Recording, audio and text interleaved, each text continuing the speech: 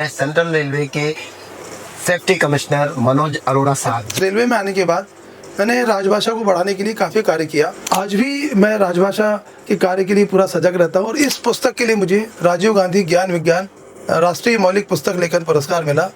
Turnout तकनीक पर एक किताब जो मूल रूप से हिंदी में लिखी गई। मेरे ऑफिस में 100% का राजभाषा में होता है। पहला अवार्ड जो हमारा था वो हमारे ऑफिस को ही मिला है। लगा कि हम एस्केलेटर लगाएं, पर एस्केलेटर और सीढ़ी एक साथ लगाना संभव नहीं था। और सबसे पहले बोरीवली में लगाया गया जी। उसको हम लोगों ने नाम दिया डबल डिस्चार्ज स्टेयरकेस। अधिकतर सरकारी समझा ही नहीं, अपने ही समझ के काम किया।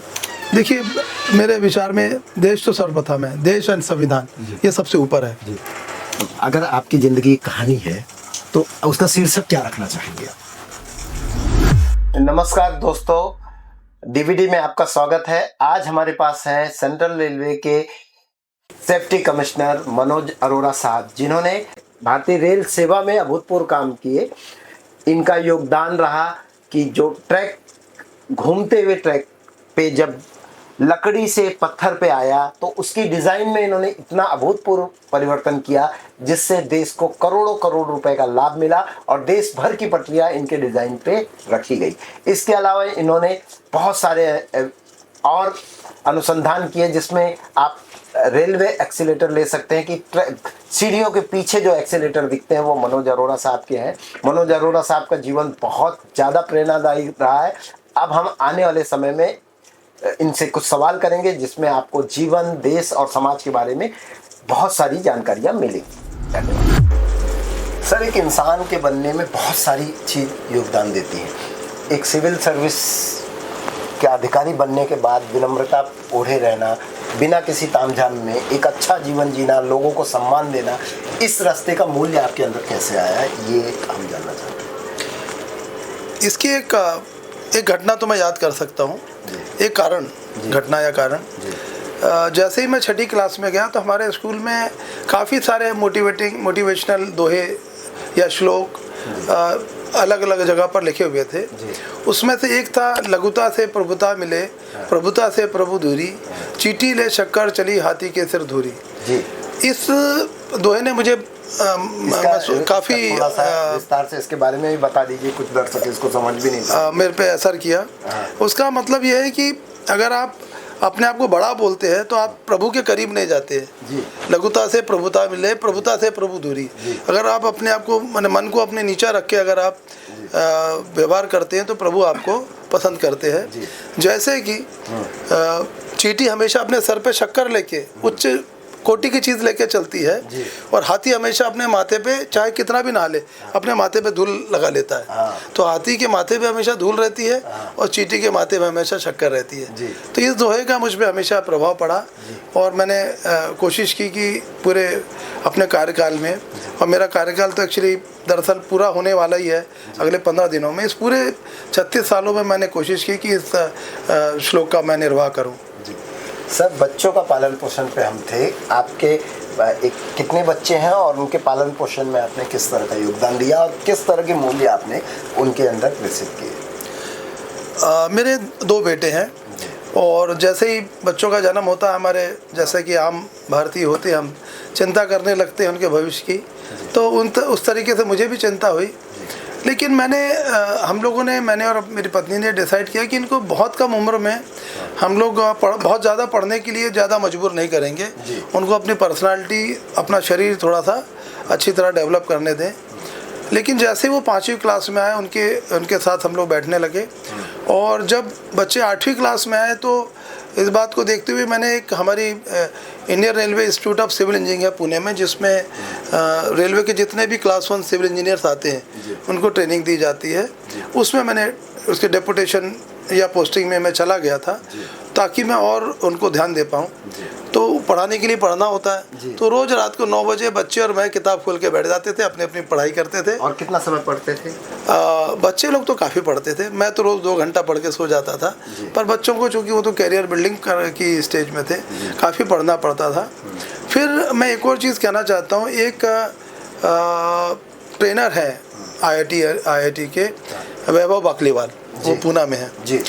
मैंने महसूस किया कि मेरा बड़ा बेटा जैसे उनके संपर्क में आया, उसके ड्रीम बड़े हो गए उसकी सोच बड़ी हो गई और उसके सपनों को बड़ा बनाने में मिस्टर वैभव बाकलीवाल का जरूर बहुत बड़ा हाथ है। सर वैभव बाकलीवाल के बारे में थोड़ा सा कुछ बताइए, क्या है वो वैभव बाकलीवाल?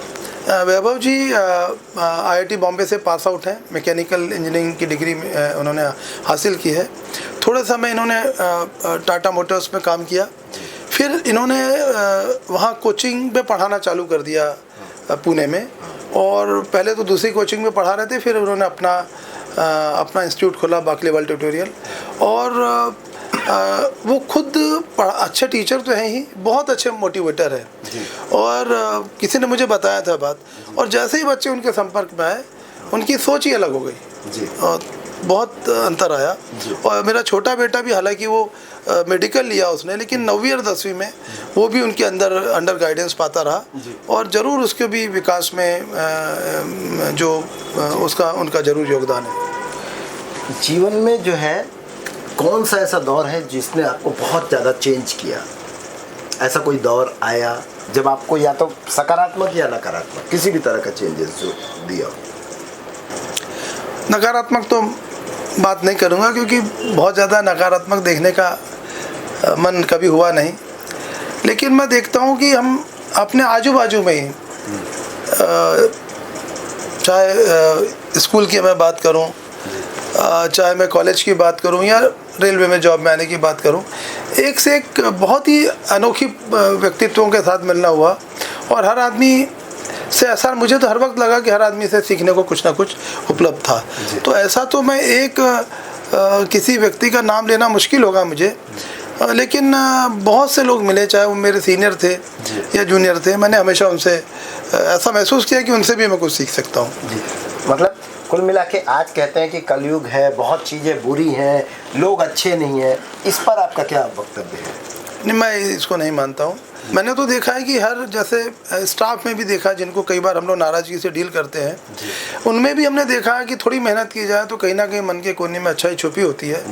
बस प्रयास ये करना होता है कि उसको आप उबारे, और मतलब उनको इस शर्म में ले आएँ कि मुझे डांट नहीं पड़ना चाहिए। अगर उनमें आप ये शर्म ला पाएंगे तो अधिकतर केस में सभी कर्मचारी अपना बेस्ट परफॉर्मेंस देने को तैयार होंगे। लोग कहते हैं, जैसे मेरा मानना है कि कलयुग कोई युग नहीं, क्योंकि राम जी के समय में सिर्फ एक पहला बेटा ही राजा हो सकता था, अब राजा हर आदमी हो सकता है। तो ये कलयुग का समय जो है अपनी मेहनत पे आपको खड़ा कर देता है। आप इस बारे में क्या कहना चाहते हैं? देखिए, तो मेहनत का युग है, और जो मेहनत करेगा आगे बढ़ेगा, जो सोएगा वो खोएगा, और जो चलता रहेगा वो आगे बढ़ जाएगा। तो कलयुग की बात है, उस पर आप क्या कहेंगे? कलयुग है, बुराई है, गंदगी है, ये है, आपको कैसे लोग जीवन में मिले और कैसे लोगों को कैसे लोग मिलते हैं? नहीं, मैं तो नहीं मानता हूँ कि इतना कोई ख़राब बात है। और मैं तो ये भी कहते आ रहा हूँ, शायद 2-3 बार मैंने कहा, मैं तो बहुत ही किस्मत वाला रहा। मुझे हर मौके पे ऐसे ऐसे लोग मिले, अगर मैं गलत दिशा में भी जा रहा हूँ तो उन्होंने मेरा हाथ थामा और मुझे सही रास्ते पे चलने की प्रेरणा दी। बहुत ही रेयर केस में ऐसा हुआ कि बहुत ज़्यादा कोई ख़राब मिले हो, और उनसे बच के आप चल सकते हैं। आपकी क्वेश्चन की बात नहीं है, ये आपने एक लंबा जीवन जिया, बहुत सारे लोग हैं, आपका एक बड़ा अनुभव है। हम दर्शकों तक ये बात पहुंचाना चाह रहे हैं। आपका पूरा अनुभव क्षेत्र बहुत बड़ा रहा, आप देश के बहुत विविध इलाकों में काम किए, पब्लिक डीलिंग की, ऑफिसर्स के साथ काम किया, पॉलिटिशियन के साथ काम किया। इसमें आपने क्या देखा, किस तरह की दुनिया है आज? वो ये भी हम कह सकते हैं कि ये कलयुग है, लेकिन इसको हम ये भी कह सकते हैं कर्मयुग है। अगर आप अच्छे कर्म करते हैं, लगातार लगे रहते हैं अपने काम में, तो आगे बढ़ सकते हैं।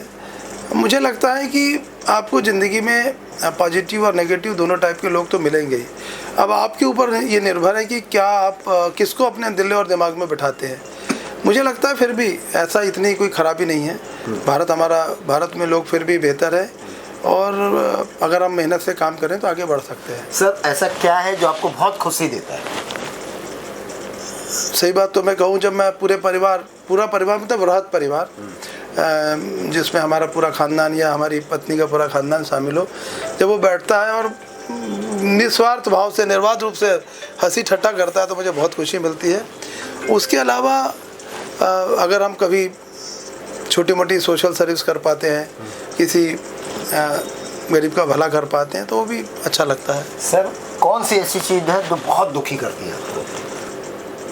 कुछ भी बता सकते हैं। नहीं, जब देखते हैं लोगों को मजबूर होते हैं, काफ़ी मजबूर लोगों को देखते हैं तो कष्ट तो होता है। और तब भी कष्ट होता है कि आप चाह कर या अनचाहे उनकी हेल्प नहीं कर पा रहे हैं, तो कष्ट होता है। जब आप पीछे मुड़ते हैं, 60 साल का आपका जीवन है, तो ऐसा कौन सा चीज़ जो आपको बहुत अच्छा फील कराती है जो आपका काम हो, और ऐसा कौन सा चीज़ जो बहुत बुरा फील कराती है? कुछ भी ऐसा किसी के साथ किया हुआ काम, कुछ आप इंजीनियरिंग के दौरान, सर्विस के दौरान किया हुआ, कॉलेज के दौरान किया हुआ काम, किसी भी तरह का काम। अब बड़ा मुश्किल है, तो थोड़ा मुश्किल है याद करना। तो नहीं, याद करना तो रहता है, बोलना मुश्किल है जी। ना ऐसा तो मतलब तैयारी नहीं की मैंने इसके लिए, कोई बात नहीं। रिटायरमेंट के आसपास है आप, अगर आप बचपन को याद करें तो क्या याद करना चाहेंगे, क्या बताना चाहेंगे लोगों को? मैं तो कहूँगा मैंने बचपन में खूब खेला है और खूब पढ़ा है, और आज भी सोचता हूँ कि पढ़ने के साथ साथ खेल एक बहुत ही महत्वपूर्ण हिस्सा है आपके व्यक्तित्व विकास का। वो ज़रूर करें। खेलने से आपको जीतने की प्रेरणा मिलती है, और हार कर भी अगली बार फिर जीत के लिए प्रयास करने की प्रेरणा मिलती है। तो इसलिए खेल आपके व्यक्तित्व को पूरा संपूर्ण बनाता है। आपको गुस्सा आता है तो क्या करते हैं, और गुस्सा कितना ज़रूरी है किसी भी इंसान के लिए? देखिए, इंसान होने के नाते गुस्सा कभी कभी आना तो वाजिब है, पर जैसा कि समझाते हैं सभी लोग कि जब भी बहुत ज़्यादा गुस्सा है, उसे प्रकट करने की बजाय आप लिख लें। 2 घंटे बाद उस जहाँ आपने लिखा है उसको फिर देखें और पुनर्विचार करें। अगर आपको अभी भी लगता है कि गुस्सा किया जाना चाहिए तो गुस्सा कर दें, पर आप पाएंगे 90% समय में आप महसूस करेंगे कि गुस्से की उतनी आवश्यकता है नहीं। आप खुश होते हैं तो क्या करते हैं?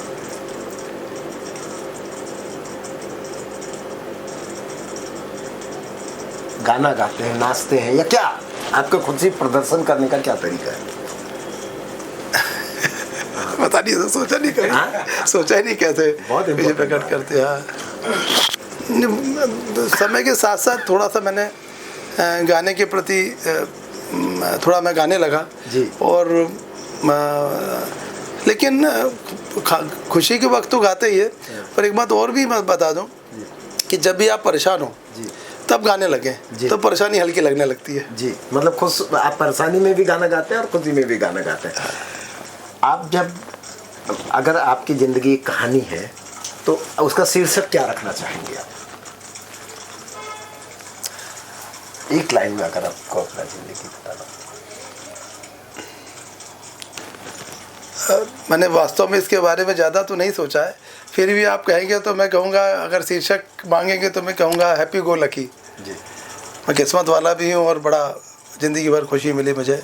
जी सर, आपका इंजीनियरिंग सर्विस में क्या उपलब्धियां रही? अगर आपको लगे कि मैंने देश के लिए जो प्रमुख काम किए, वो 5 साल पढ़ाना हो सकता है, उसके बाद कोविड के बाद हम थोड़ा अलग से करेंगे, लेकिन हम आपके एक जर्नी लोगों को बताना चाहते हैं कि कैसे एक गांव का युवक आता है और इंजीनियरिंग सर्विस में, और वो क्या देखता है और किस तरह से काम शुरू करता है, क्या संसाधन थे और आज क्या संसाधन है। थोड़ा सा मैं कहूँगा कि हम लोग पहली जनरेशन के ब्यूरोक्रेट हैं, और घर में व्यापार था और हर चीज़ के प्रति हमने देखा है हमारे सभी बुजुर्ग पूरी ताकत से उस काम को सुचारू बनाए रखने के लिए प्रयास करते थे। वही एक आदत मैंने देखा है मेरे में भी आ गई, और मैंने सरकारी काम को अधिकतर सरकारी समझा ही नहीं, अपने ही समझ के काम किया। तो जो भी हमारी मेंटेनेंस थी, जैसे मेरा अधिकतर समय बीता है रेलवे ट्रैक मेंटेनेंस में, तो मैं जहाँ भी रहा ट्रैक की स्थिति बहुत ही ज़्यादा अच्छी रही। दरअसल एक रेलवे में एक ट्रैक रिकॉर्डिंग कार होती है जो ट्रैक के को जांच करके एक स्कोर देती है जी। उसमें अधिकतम स्कोर 100 हुआ करता था उस वक्त जी। तो हमने कुछ किलोमीटर में 100 भी वैल्यू लाई, जो उस वक्त बताया गया था कि मध्य रेलवे में पहली बार लाया गया जी। तो जहाँ भी मेरा मेंटेनेंस की उच्चतम मानदंड को हमने पाया। उसके बाद अगर विशेष रूप से कहोगे तो कई जगह जैसे जैसे मैं डेवलप हुआ और काम का नॉलेज आया, तो फिर मैंने अपना काम इनोवेशंस पे भी फोकस करना चालू किया। जैसे हमारे यहाँ कंक्रीट के स्लीपर आए, पहले लकड़ी के स्लीपर होते थे टर्नआउट में, जो बहुत जल्दी ख़राब हो जाते थे। फिर स्लीपर आया तो उनका डिज़ाइन बना जो सीधे ट्रैक के लिए था, और ये बोला गया कि जब भी गोलाई वाला ट्रैक होगा उसके लिए अलग अलग डिज़ाइन बनाने पड़ेंगे, और उस डिज़ाइन की कीमत भी सैकड़ों करोड़ होगी उस सामान की। तो उसके लिए मैंने एक सेम स्लीपरों को रिवाइज करके उसमें कुछ अंतर ला के मैंने उसको हर जगह यूज़ करने लायक बना दिया, पूरे देश में, पूरे देश के लिए। वाह, बहुत अद्भुत बात है। हाँ, तो उसको फिर मेरे डिज़ाइन को RDSO भेजा गया, क्योंकि रेलवे ही नया अनुसंधान करती है। उन्होंने मेरे डिज़ाइन को अच्छा माना और फिर पूरे भारत में अप्रूव किया। तो वो मेरा पहला एक काम था जिसमें मुझे काफ़ी नाम मिला। क्या बात है, बहुत सुंदर बात है जी। एक और ऐसा जो आपको विजिबल है, एक विजिबल चीज़ आपको बताता हूँ। सामान्य था जैसे बॉम्बे सबअर्बन में आपने देखा है, कई स्टेशन बड़े पतले हैं जिसमें दोनों तरफ से ट्रेन आती है, उसको हम लोग आइलैंड प्लेटफॉर्म कहते हैं जी। उनकी चौड़ाई कम होने के कारण जो ऊपर सीढ़ी जाती है वो काफ़ी पतली होती है जी। उसके कारण क्या होता है कि जो यात्रियों को ऊपर हम जल्दी ले जा सकें वैसा नहीं होता है। तो ये सोचा गया कि हम एस्केलेटर लगाएं, पर एस्केलेटर और सीढ़ी एक साथ लगाना संभव नहीं था। तो मैंने सबसे पहले अपने तौर पर नया डिज़ाइन किया, वो बड़ा इनोवेटिव डिज़ाइन माना गया और सबसे पहले बोरीवली में लगाया गया जी। उसको हम लोगों ने नाम दिया डबल डिस्चार्ज स्टेयरकेस, मतलब नीचे एस्केलेटर है, ऊपर से सीढ़ी जा रही है। ये रेलवे में पहली बार ऐसा किया गया। ये मेरा डिज़ाइन था, उस डिज़ाइन को भी बड़ा सराहा गया और अब तो मेरे ख्याल से काफ़ी जगह उस डिज़ाइन की सीढ़ियाँ और स्टेयरकेस एस्केलेटर लगाए जा रहे हैं। और फिर जैसे रेलवे की ब्रिजेस में जैसे कई ब्रिज होते हैं बहुत कठिन होते हैं, उनको आसान बनाने के लिए मैंने स्कीम्स बनाई। उससे करने से ना केवल ब्रिज आसान हो गए, ज़्यादा सुरक्षित हो गए, वरन उनकी कॉस्ट भी कम हो गई। ऐसे काफ़ी मैंने काम किए। फिर मैं मुख्य रेलपथ इंजीनियर था जब कोरोना आया। कोरोना में हमारे ट्रैक को एक एक सेंटीमीटर को हमें रोज़ देखना होता है और ज़रूरत पड़ने पे ठीक करना होता है जी। लेकिन कोरोना में तो कोई स्टाफ, मतलब शुरू में माना गया कि हम कैसे करेंगे, लेकिन हमने पूरी ताकत से काम किया। हमारे पूरे स्टाफ ने पूरे साहस के साथ कोरोना में बाहर आए, ट्रैक के एक एक इंच को रोज़ देखा और उस पर गाड़ियाँ चलाई। कई बार जो ऑक्सीजन स्पेशल चलाई, पूरी मालगाड़ियाँ चली और बाद में से उस पर पैसेंजर ट्रेनें भी चलना चालू हो गई। अपने स्टाफ को कैसे मैनेज करते थे आप उस समय? देखिए, स्टाफ को तो डर लगता था, तो उन्हें कई बार मोटिवेट करना होता था, समझाना होता था, ज़रूरत पड़ने में थोड़ा बहुत दबाव भी डालना होता था। साथ में जो उनकी सुरक्षा के लिए आवश्यक कार्रवाइयाँ हैं, जैसे सैनिटाइजेशन की पूरा अरेंजमेंट, उनके घर तक कोरोना ना पहुँचे या उनके घर तक सामान पहुँच जाए खाने पीने का, उसका इंतजाम हमने स्काउट के थ्रू किया गया कि स्काउट के जो कैंडिडेट्स होते थे वो सामान लेके छोटी सी दुकानें बना के उनके एरिया में ले जाते थे, ताकि उनको खरीदने के लिए आम बाज़ार में जाना ना पड़े, ताकि वो कोरोना से ग्रसित ना हो। तो इस टाइप से काफ़ी काम किया गया। धीरे धीरे हमारे स्टाफ में भी साहस आया, उन्होंने पूरी निर्भीकता के साथ काम किया। साथ में जो एक ट्रैक मशीनें होती हैं जिनके द्वारा ट्रैक की मेंटेनेंस की जाती है, उस स्टाफ ने भी पूरी निर्भीकता के साथ और हिम्मत के साथ काम किया, और जिसके कारण पूरे कोरोना के समय में हम लोग ट्रेनों का संचालन कर पाए। जी सर, चाइना, जापान सब अपनी भाषाओं में जो है शिक्षा देते हैं। इंजीनियरिंग, मेडिकल की परीक्षाएं हम अंग्रेजी में देते हैं। इसके सपोर्ट में या विरोध में आपने टेक्नोलॉजी की किताबों को हिंदी में लाया, क्या बात थी ये, और जिसके लिए आपको राजीव गांधी नेशनल अवार्ड से सम्मानित किया, इसका किस्सा क्या था और क्यों आपने इस तरह की चीज़ें की? मैं इस मामले में जो पंक्तियाँ हैं भारतेंदु हरिश्चंद्र जी की वो दोहराना चाहूँगा। निज भाषा उन्नति है सब उन्नति को मूल, निज भाषा उन्नति बिना मिटे ना ही को सूल। और मेरे साथ भी ऐसे हुआ, चूँकि पूरे स्कूलिंग मैंने हिंदी मीडियम में की थी, और जैसे इंजीनियरिंग कॉलेज में मैं गया मुझे काफ़ी कष्ट हुआ। तो मुझे महसूस हुआ कि जो भी देश डेवलप हुए हैं, आप देखेंगे वो अपनी अपनी भाषाओं में ही तकनीकी ज्ञान देते हैं। तो मुझे उस वक्त ही महसूस हुआ कि हिंदी में काम क्यों नहीं हो रहा है। इसी कारण से रेलवे में आने के बाद मैंने राजभाषा को बढ़ाने के लिए काफ़ी कार्य किया, और कई किताबों का, कई वीडियो जो जो निम्नतम लेवल जो स्टाफ का होता है उनके लिए जो बने गए वीडियो है उनको भी मैंने हिंदी में ट्रांसलेट किया। इसी सिलसिले में मैंने एक टर्नआउट तकनीक पर एक किताब जो मूल रूप से हिंदी में लिखी गई, जो हमारे इरिसन पुणे के पब्लिकेशन से है, जिसका लेखक मैं हूँ, वो हमने रिलीज़ की। और इस पुस्तक के लिए मुझे राजीव गांधी ज्ञान विज्ञान राष्ट्रीय मौलिक पुस्तक लेखन पुरस्कार मिला, जिसे विज्ञान भवन में राष्ट्रपति श्री प्रणब मुखर्जी के हाथों मुझे वो पुरस्कार भी प्राप्त हुआ। तो आज भी मैं राजभाषा के कार्य के लिए पूरा सजग रहता हूँ और मेरे ऑफिस में 100% काम राजभाषा में होता है। और इसी कारण से जब एक संसदीय समिति आई थी, उन्होंने भी काफ़ी हमारे कार्य की सराहना की।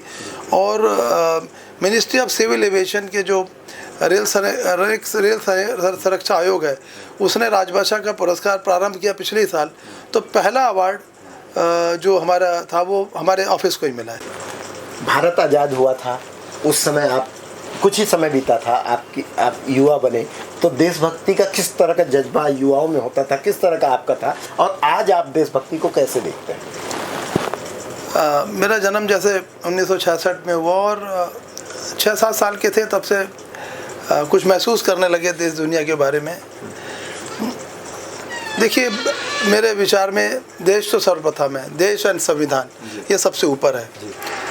और हमारा देश जो 140 करोड़ लोगों को साथ लेके चल रहा है, जिसमें काफ़ी जनसंख्या ऐसी है जो गरीब भी है, तो हमें बहुत ज़्यादा काम करने की आवश्यकता है। और हम काम ऐसा करें जिससे कि प्रगति का लाभ निम्नतम वर्ग तक पहुँचे। तो ये हमेशा सोच बनी रही। चूँकि मेरे कार्य का इलाका रेलवे रहा, इसमें मैं सबसे अच्छा काम ये कर सकता था कि मैं ऐसी सुरक्षित रेलपथ को रखूं जिस पे गाड़ियां जाएं और सभी यात्री अपने अपने घर सुरक्षित पहुंचे। तो उसमें मैंने अपने तौर पे जो मैं कर सकता था करने का प्रयास किया। मतलब कुल मिला के आपके कहने का मतलब देशभक्त लोग जो अपना काम जहाँ भी है बेहतर तरीके से करें। बिल्कुल बिल्कुल जी। जो भी आपके हिस्से में देश सेवा आई है उस पार्ट को आप अच्छी तरीके से निभाएंगे। इस तरीके से एक मशीन के जब सभी कलपुर्जे सही तरह काम करेंगे तो पूरी मशीन अच्छी चलेगी। सर, प्रेम के बारे में आप क्या कहते हैं? प्रेम क्या है?